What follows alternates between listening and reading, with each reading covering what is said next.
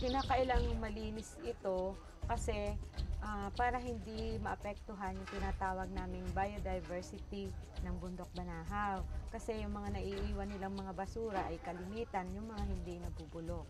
Kailangang maibaba ito. Kinakailangan maintindihan na ng tao na talaga ang pagbabago-bago ng ating klima o yung climate change ay dulot din niya ng ng sabihin natin pagkawasak po ng ibang kalikasan natin o ibang kabundukan. Kaya kinakailangan maging aware po tayo na kinakailangan po ang pagtatanim ng puno at hindi rin po pagtatanim, alagaan din po yung tinatawag nating mga basura. Kasi yan din po ang sabihin natin dulot ng pagbaha. Kasi yung mga basura po, syempre, bumabara po sa ating mga ilog, sa ating mga daraanan ng tubig. Nitong nakaraang Oktubre, nagsagawa ng cleanup drive para sa Bundok Banahaw sa pangunguna ni Quezon Congressman Rosie Alcala. Kabilang sa mga tumugon sa paglilinis na ito ay mga kabataan na nagmamahal sa kalikasan. Isang paglilinis ng mga datihan ng naiwanan ng ibang mga mountaineers bago po natin masarado at bilang pagtanaw na rin po doon sa ating ginagawang pag-alala doon sa malapit na pong pagpasa ng Banahaw Bill.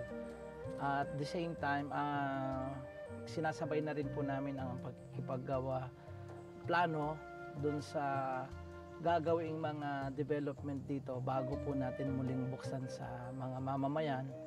Dahil ito po ay isasarado pa sa loob ng 2 taon ngayon. Kung makapasa po yung Banahaw Bill at matapos po at mag-iisang batas na, ay magbubuo nga po ng isang Banahaw Commission na siyang makakaalam na para sa lahat ng kaganapan, lahat ng pagpapatupad ng batas, lahat ng pagkukontrol, lahat ng mga reforestation program sa buong Banahaw. Itong grand clean-up na to, 2 days activity ito.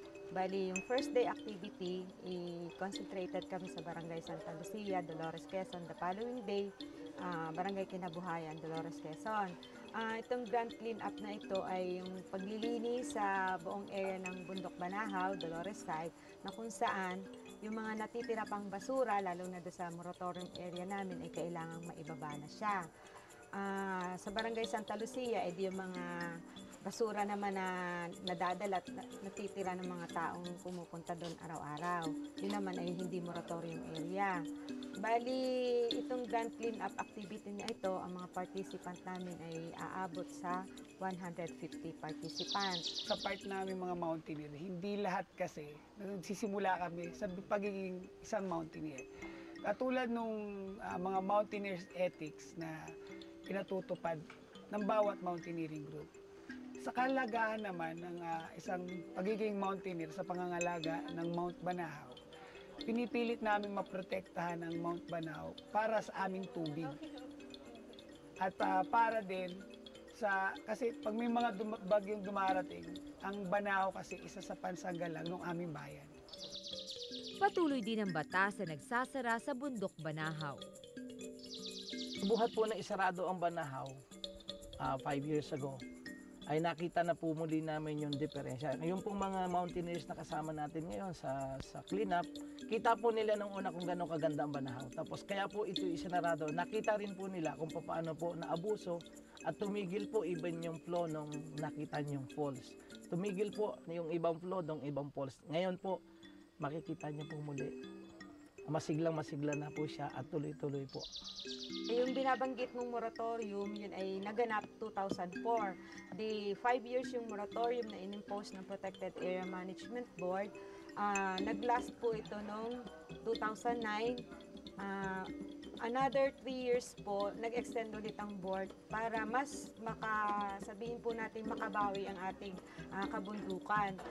Kasi po, kaya ipinasara ito ng 5 taon ay dahilan sa pagdami po ng pag-akyat ng mga tao na siya po nagdudulot ng pagkasira ng ating kabundukan. Dahilan po sa mga dinadala nilang basura, kung sa dami ng tao po na pumupunta, nasisira din po yung ating sabihin nating kalikasan, yung ating pong vegetation.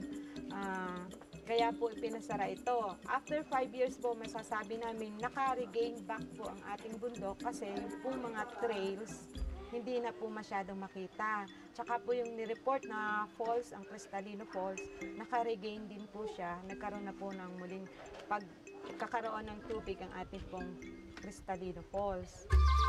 Nakatakda na rin para pirmahan ni Pangulong Gloria Macapagal-Arroyo ang batas na mangangalaga sa Mount Banahaw. Yung isinusulong na panukalang batas ng Congressman Proceso Alcala tsaka po ng iba pong distrito ng Laguna at Quezon, sana po ay malagdaan na po ito ng ating Pangulo. Ang alam ko po ay ngayong pong buwan ng November, taong kasalukuyan, ay lalagdaan na po ito para maging isang ganap na batas na. Pag naging isang ganap na batas na po ang para sa Bundok Banahaw ay mas maganda po kasi po yung protection at conservation ng ating kabundukan ay mas magiging mahigpit na po. Mas matindi na po yung batas na ando sa panukalang batas na iyon. Ang patuloy na pagbabagong klima sa buong mundo ay nararanasan na sa Pilipinas. Napapanahon na din upang palakasin ang kilusan tungo sa pangangalaga ng ating kalikasan. Ang mga bundok at puno ay nagbibigay buhay sa atin. Subalit kung ito ay ating pababayaan, sila mismo ang kikitil sa ating buhay.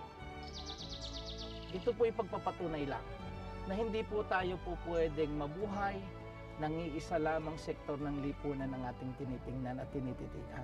Dapat po ay nagsisimula po tayo sa kabundukan, papunta po sa kailugan, hanggang sa karagatan. Isang buo po itong kwento ng ating ekolohiya na dapat po nating tinitingnan. Sana po mahalin po natin ito sapagkat ito rin po ang magbibigay ng proteksyon hindi lang sa atin hanggang sa susunod po nating salinlahi. Think green because together we have been taking back our forests. We have been replenishing fallen trees with new protected forests to protect our land and our people. Together, we have been reforesting the land and bringing back the beauty of the Philippines we all love and want. Ramdam na natin ang climate change, kaya't kahit sa maliit na paraan, sana'y gawin na natin ang ating kontribusyon para sa kalikasan. Abangan nyo kami next week para sa ating weekly update sa mga events and activities ng Pangulo at ng pamahalaan. Ako po ang inyong lingkod, Jolina Magdangal. Magandang araw po sa inyong lahat.